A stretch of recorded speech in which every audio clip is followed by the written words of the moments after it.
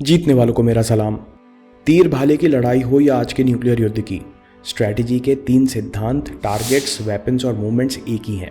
Mac कहते हैं कि अगर आपको टारगेट मालूम है तो आप वेपन्स चुन सकते हैं। अगर आपको वेपन्स पता है तो आप लॉजिस्टिक्स यानी मूवमेंट तय कर सकते हैं। और इसका उल्टा भी सच है। हम मूवमेंट्स और लॉजिस्टिक्स की तैयारी से दुश्मन के हथियार बता सकते हैं और इन दोनों से स्ट्रैटेजी पता कर सकते हैं। फॉर एग्जाम्पल, चाइना का मूवमेंट यानी चाइना पाकिस्तान को जाती हुई 880 किलोमीटर की रोड और बाकी इकोनॉमिक कॉरिडोर देखकर बता सकते हैं कि चाइना ने खासकर युद्ध के समय तेल लाने के लिए रास्ता बनाया है। मतलब उसकी समुद्र और मलक्का स्ट्रेट में क्या रणनीति होगी, कौन से वेपन्स इस्तेमाल करेगा। हम यह भी अंदाज़ा लगा सकते हैं कि आने वाले दशक में चाइना पड़ोसी पर दबाव बनाने की कोशिश करता रहेगा। टारगेट से वेपन्स और वेपन से मूवमेंट सबसे बुनियादी सिद्धांत है किसी भी काम, बिजनेस या खेल की स्ट्रेटजी बनाने के लिए। मैक कहते हैं कि सबसे ज़रूरी है टारगेट को स्पष्ट रूप से क्लियरली देखना। वे कहते हैं कि मैं एक लेडी को सेल्फ डिफेंस की ट्रेनिंग दे रहा था। वो सिंसियर स्टूडेंट थी, उसने सारे एक्सरसाइज और ट्रिक सीख ली, लेकिन जब भी फाइट गंभीर होती तो वह घबरा जाती, उसके हाथ पैर ठंडे पड़ जाते और वह ट्रेनिंग भूल जाती। मुझे साफ दिखता था कि उसके मन में झिझक है। एक दिन मैंने उसे जमकर पकड़ लिया, गर्दन पर लॉक लगा दिया और बोला, मेरी आंखें नोचो या कुछ तो करो। जब उसकी सांस रुकने लगी तो उसकी उंगलियां लेज़र की तरह मेरी आंख में घुसी। मैंने तत्काल उसे छोड़ दिया। ऐसा क्या हुआ कि पहले जो झिझक थी वो 1 सेकंड में ख़त्म हो गई। झिझक तभी होती है जब टारगेट साफ ना दिखे। जैसे ही उसको समझ आया कि बिना चोट पहुंचाए सेल्फ डिफेंस नहीं होगा, मेरा टारगेट है अटैकर को कमज़ोर जगह चोट पहुंचाना, मैक कहते हैं, फिर कभी उसको लड़ाई में झिझक नहीं हुई। सबसे ज़रूरी है टारगेट क्लियरली स्पष्ट रूप से देखना, क्योंकि अगर आप टारगेट एकदम साफ देख सकते हो तो फिर वेपन्स और मूवमेंट प्रैक्टिस और एक्सपीरियंस की बात है। तो अगला सवाल है कि क्या हम टारगेट स्पष्ट रूप से देख रहे हैं या नहीं। अगर आपको टारगेट क्लियरली नहीं दिखता तो सब कुछ कॉम्प्लिकेटेड लगेगा, और जो कॉम्प्लिकेटेड होता है उसे असलियत में लाना बहुत कठिन होता है। Clarity brings reality. जितना हमारे अंदर क्लैरिटी होती है उतनी आसानी से काम होता है। हमें पता नहीं होता, लेकिन हम हर दिन ये करते हैं। अगर मैं आपसे कहूँ आपका मिशन है कि जाइए बाथरूम की लाइट जलाकर वापस आइए, क्या ये मिशन कठिन है? क्या ये मिशन पूरा करने में आपको दिक्कत आएगी? बिल्कुल नहीं, आप 2 मिनट में वापस आ जाएंगे। लेकिन मैंने आपको कोई गाइडेंस नहीं दी कि आपको भाग के जाना है, कौन सा हाथ इस्तेमाल करना है, कौन सा बटन दबाना है, कौन सा बाथरूम है और कौन से रास्ते से जाना है। लेकिन फिर भी आप लाइट जला लेंगे। आपको पता है कि बटन दबाने से लाइट जलेगी। आपका टारगेट क्लियर है। आप चाहो तो आंख बंद करके क्लियरली देख सकते हो। आपको भरोसा है कि आपने हजारों बार लाइट जलाई है, आज भी जला लेंगे। इसलिए आपके शरीर ने हजारों डिसीजन खोद लिए और मिशन पूरा हो गया। क्लैरिटी से बनती है रियलिटी। अगर आपको पता है कि आपको सच में क्या चाहिए तो आपके बर्ताव में क्या बदलाव आएगा। आप अपने आप एकाग्रचित और फोकस्ड हो जाएंगे। इस एकाग्रता को बनाए रखने के लिए प्रैक्टिस करनी होगी, क्योंकि ये क्लैरिटी के बाद दूसरी सबसे ज़रूरी चीज़ है।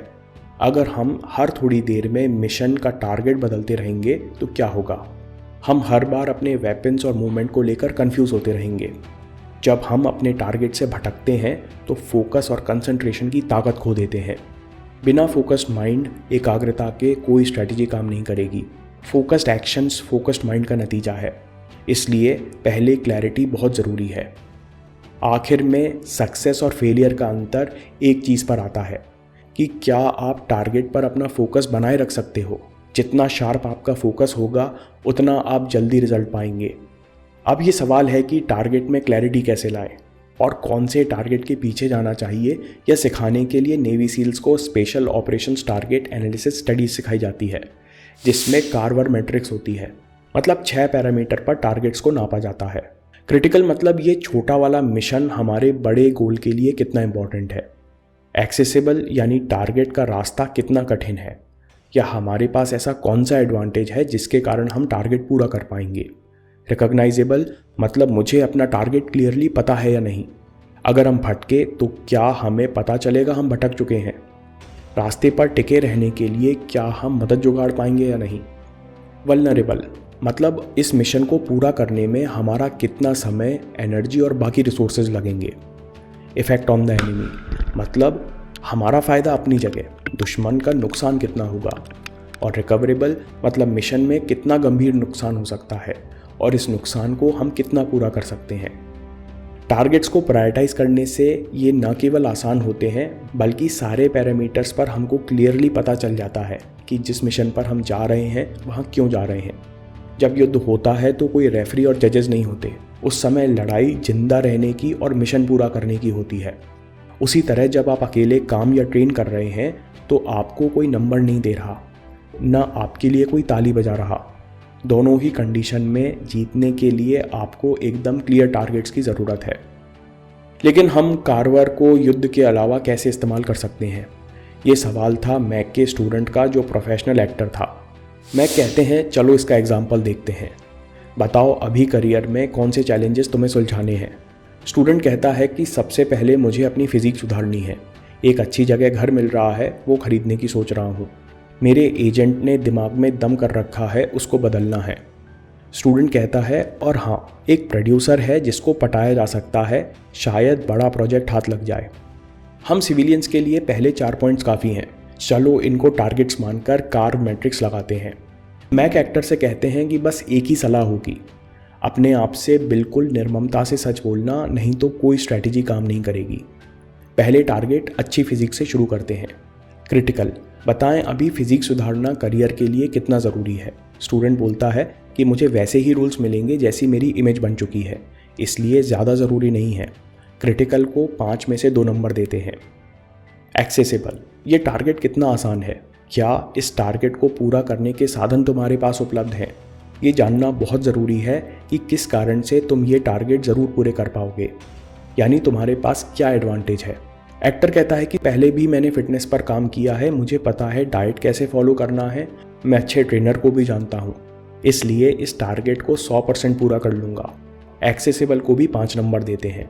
अगला पॉइंट है रिकॉग्नाइजेबल। अगर टारगेट से भटके तो क्या तुम्हें पता चलेगा तुम गलती कर रहे हो, क्या तुम्हारा टारगेट एकदम क्लियरली निश्चित है। स्टूडेंट कहता है कि हाँ, मुझे पता है कि मुझे कितना वजन घटाना है और हर हफ्ते कितना एक्सरसाइज करना है। मेरा टारगेट है 5 मिनट में 1000 सीढ़ी चढ़ना, इसलिए रिकॉग्नाइजेबल को भी 5 नंबर देते हैं। ठीक है, मैक कहते हैं इस टारगेट को पूरा करने में तुम्हारा क्या नुकसान है। ट्रेनिंग और डाइट पालन करने में समय लगता है और समय की कमी के कारण स्ट्रेस भी होता है, जिससे परिवार और एक्टिंग पर फर्क पड़ता है। लेकिन अगर फिटनेस बढ़ी तो मैं दिन भर तरोताज़ा भी रहूँगा, इसलिए वल्नरेबल को 3 नंबर देते हैं। उसी तरह उन दोनों ने दूसरे टारगेट्स के लिए कार्व मैट्रिक्स पूरी की तो पता चला कि प्रोड्यूसर को पटाने का टारगेट जो एक्टर को अभी अभी आया था वो सबसे ज़रूरी निकला, क्योंकि वो करियर पर सबसे बड़ा प्रभाव डालता था। दूसरी तरफ एजेंट को बदलने में समय का नुकसान और करियर असंभावित था, इसलिए टारगेट ज़रूरी होते हुए भी प्रायोरिटी में सबसे नीचे था। दोस्तों, अपने गोल को कैसे प्रायोरिटी दें ये हम वॉरेन बफे के वीडियो में भी देख चुके हैं। कार्व मैट्रिक्स पूरी करते करते हमें कई